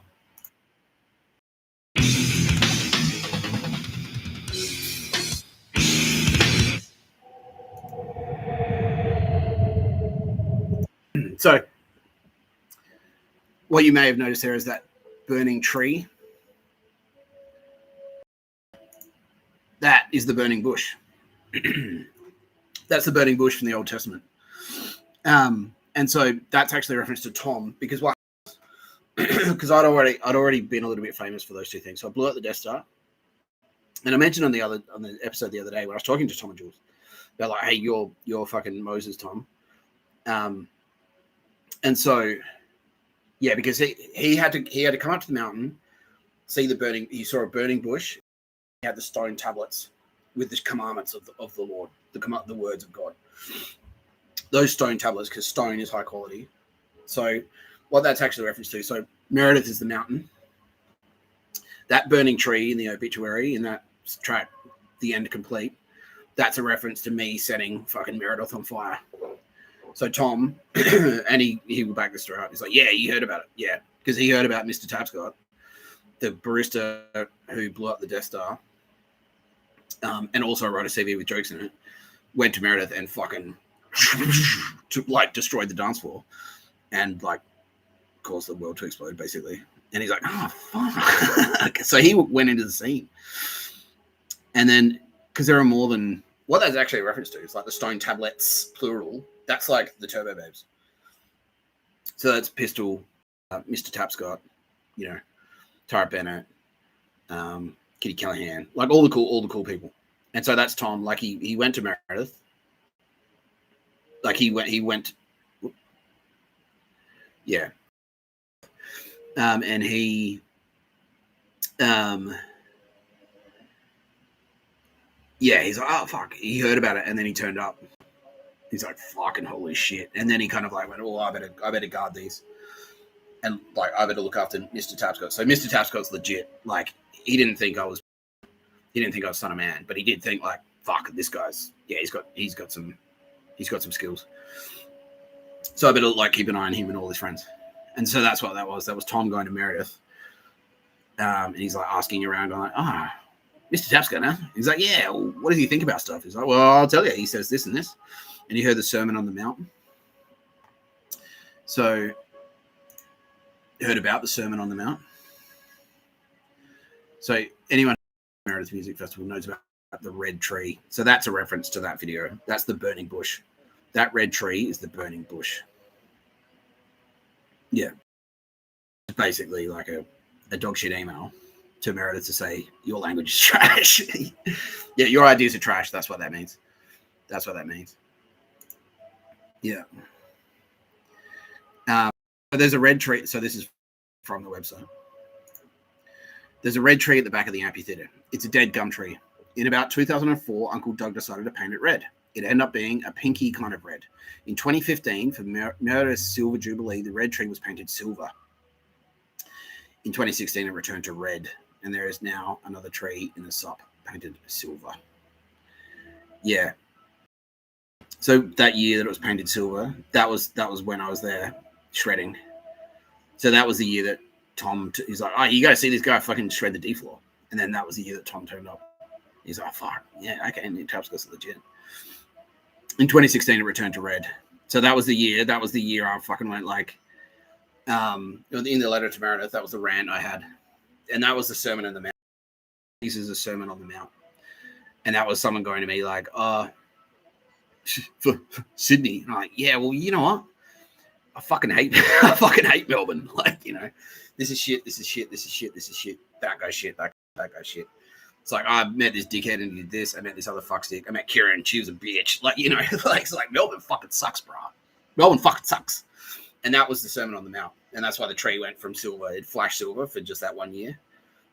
Mr. Tapscott. The N. No. Is it N or D? Yeah, the D. Yeah. Mr. Tapscott. That was Mr. Tapscott. The D. Yeah. Flashed silver for that 1 year. And then went back to red when I delivered the Sermon on the Mount. Yeah. And that was Tom. Like, in the Old Testament, the burning bush, because I set it on fire. The Mr. Tapscott, the sun god, fire, energy, matter, energy, red in the color spectrum. So Tara Bennett is blue, Kitty Callahan is yellow, Mr. Tapscott is red. Yeah, yeah.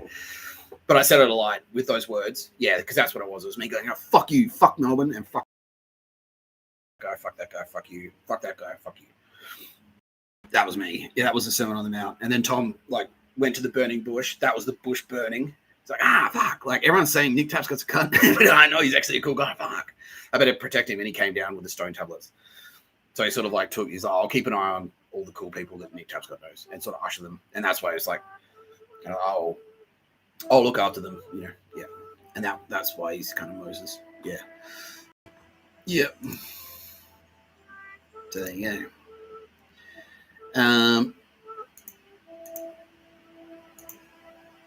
Pretty cool, huh? Yeah. So that's how all that Mayan 2012 ended the stuff. All of that mythology. It's how it sticks together. That's nutty. Cheated all of that. All that end of the world. That's what it was a reference to. Yeah. All that Mayan mythology. That's where it all comes from. But don't forget, and we're at, that's number one, because this video is now running for 144 minutes. Or 1 hour and 44 minutes, so 144. Now it's like, yeah, that's number one. 144. Yeah. Yeah. Now the reason that we did that is because she was like, you fucktards are fucking it up so badly that there's going to be a doings and transpiring, and Mr. Tapscott himself is going to have to come down and fix some shit up. Because this is Nadia Daly. This is her character in X-Men. Like, she is the hearth. She can be a baker. She can use her power to bake bread and bake delicious things and pancakes and stuff like that. But she can also use her power to fucking torch shit. Yeah, she's a fucking psycho. And she's running out of patience with douchetards in the industry. That's her. Yeah. She's like, I want you to focus on this because she's running out of patience, because she's getting targeted by douchetards in media and stuff like that. It's like, I'm not, I'm a turbo babe. She's like, you know what? You fucking, fuck you. Yeah. So don't fuck around with her. We're asking nicely, and we're asking you nicely, and also telling you not nicely. With Nadia Daly, just don't do it. Don't fuck around with Nadia Daly. she's a fucking psycho, just like the rest of us. Like, yeah. So all of that shit, like, she's mentioning, don't forget what the Aztecs were actually like. If you fucked around in, Tenochtitlan or wherever, you would get sacrificed. Like, they'd cut your heart out and stuff. Like, they'd fuck you up. Yeah. The Mayans as well, like, yeah. Brutal warriors. Absolutely ruthless. Yeah. They wouldn't think twice. Yeah. Take limbs off. Take heads off. Give you a prize. If you were a fearsome warrior in any of those cultures, yeah, you were lauded. You're a hero. Yeah. Don't fuck around with Nadia Daly. Thus concludes our presentation on Nadia Daly. Nadia, would you like to make a statement at this time? Mr. Tapscott, thank you so much. Deep on me today in the creepiest way. I only hope that it can get creepy, even creepier. We'll see what we can do. Well, this sounds like a challenge. Yeah. But yeah, she's very impressed by Mr. Tapscott and Smash It podcast, No Pictures of a Bird, a podcast by Mr. Tapscott. He is Mr. Tapscott. But don't forget that she herself is also a professional communicator. And she can't wait to get stuck in and start doing her cool stuff that she wants to talk about, because she's got a lot of like really cool ideas and stuff like that.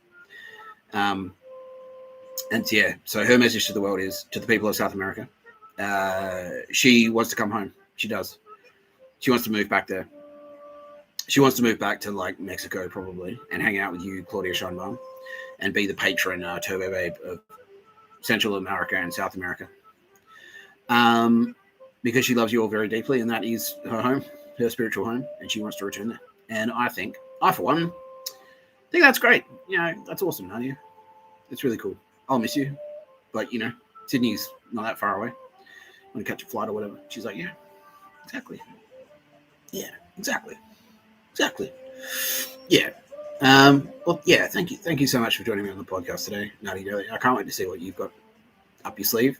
Hopefully you will be like, I'm playing Nicole Hegarty in chess or something like that. She's like, yeah, something like that. It'll be something brutal but boring. Yeah.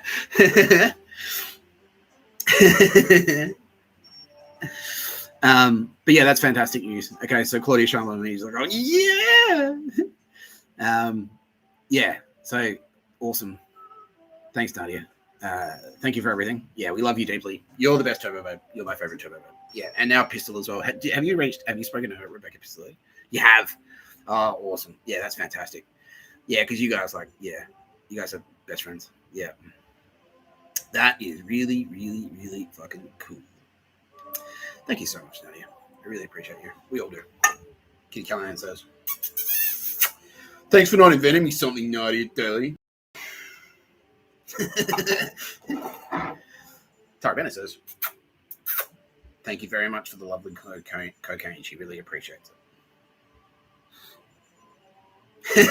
Finally, another cool, expensive thing you can stick up your nose. Yeah, thanks for the coffee. Wake up, you baby. Yeah. Thank you, Nadia. I really appreciate that. And now she's saying, like, please make sure, underline it, Mr. Tapscott, like, your work is incredible and you must continue at all costs, even if it is your dick.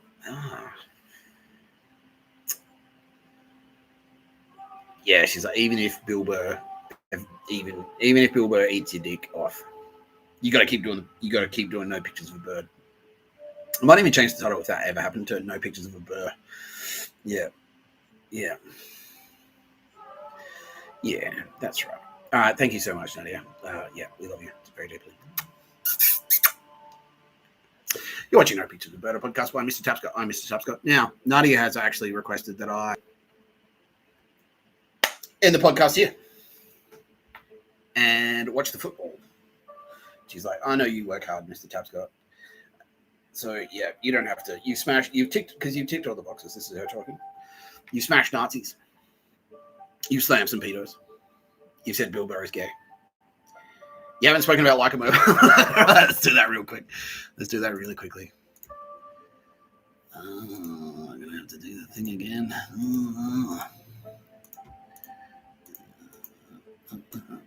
Thanks for joining us today, by the way, Bobby. Yeah, we really appreciate you, man. Yeah. You're a real cool guy. Don't forget, I'm going to put I'll put a link in the description, up to 60% off Leica Mobile. And then you can get like 120 gig for fucking, yeah, check this out. Yeah. Let's check.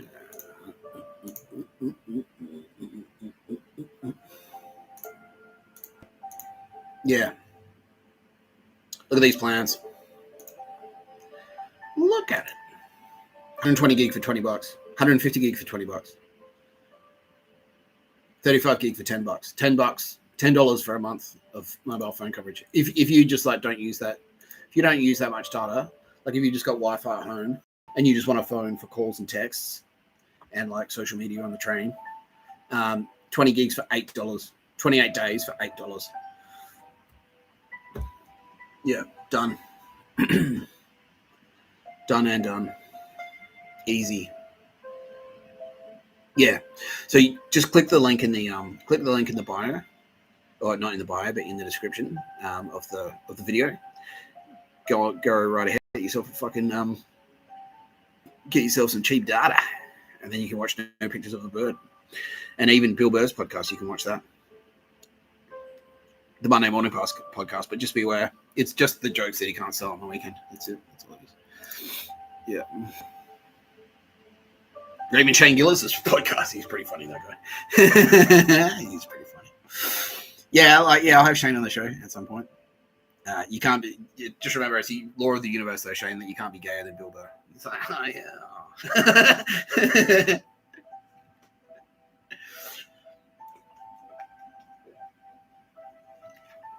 Yeah. Oh no, gay Vikings. Yeah. Oh no, the Vikings are coming. They're gonna wear. They're gonna steal our gold and rape our wives, and then they see the gay flag unfold. It's like, oh, that's much worse. Right, Bill. You would have been on one of those boats, mate. Gay Viking boats. Oh. Sorry, Bill. It's like, oh yeah, son of a man. How you doing, Bill? Though? Let's check in on Bill. How are you, Bill? Yeah, he's good. Okay. How's the family and stuff? Yeah, he's doing all right. You know, you're networking and stuff. Yeah, he's doing a lot of cop stuff, and you're loving it because it's really like, yeah, you're not just like someone should take action anymore. Now it's like, I'm taking action. Yeah, yes, exactly. Yeah, feels good, doesn't it, bro? Yeah, big time. Yeah, any big arrests? Oh yeah. Heaps of big stuff. Like heaps of big stuff's been happening behind the scenes. Kicking ass and taking names. Yeah, really cleaning up the streets now. Fucking sick, Bill. Yeah, like the Patriots. So yeah, they're doing all right. Yeah, they're up there. Yeah, doing all right. All right, cool. I think there might be a Ravens game on today. So yeah, maybe that's what I'm about to watch. Let's find out. All right, you've been watching No Pictures of Better podcast by Mr. Tapscott. I'm Mr. Tapscott. I'd love to thank my very special guest today. King Charles III, Bill Burr, he got to mention. Shane Gillis, he just got to mention then. Bobby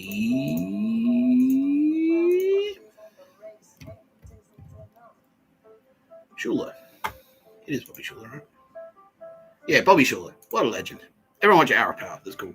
Like, if that's what you're into, go for it. But yeah, shout out to you, Bobby, and your ministries. Kitty Callahan's going to try and pay you guys a visit in person. He says, cool, anytime. And don't forget, come to Australia, man. Yeah, if you want to come to Sydney, maybe wait like 6 months, let it clean it. Like, hopefully we'll get the Nazi trash cleaned up, and then, yeah, just come and hang out, bro. Come and have a couple of cold beers. Yeah, or watch the baseball together or whatever. Yeah, it'd be sick. Do it. Bring the family. Yeah. Oh, beaches. Yeah, the beaches here are incredible. Like, when they're not overrun by scumbags, they're incredible. But yeah, no, Sydney is actually a very family friendly city. Yeah, big time. Yeah. Yeah, but Mr. Tapscott, you don't even have a kids. I'm a sinful, debaucherous guy. What can I tell you, bro? Thanks, Bobby. A legend. What if it's? They're going to mention. What if it's? Like a mobile. Don't forget. Like a mobile. Get yourself cheap data. Aldous Harding, the best one, my favorite one, for providing the theme music to today's episode.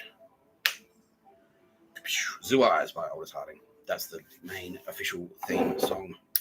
And Alabaster de Plume. Special shout out to you, my friend, from Nadia Daly, who loves your work, and she recommended that we play your stuff today.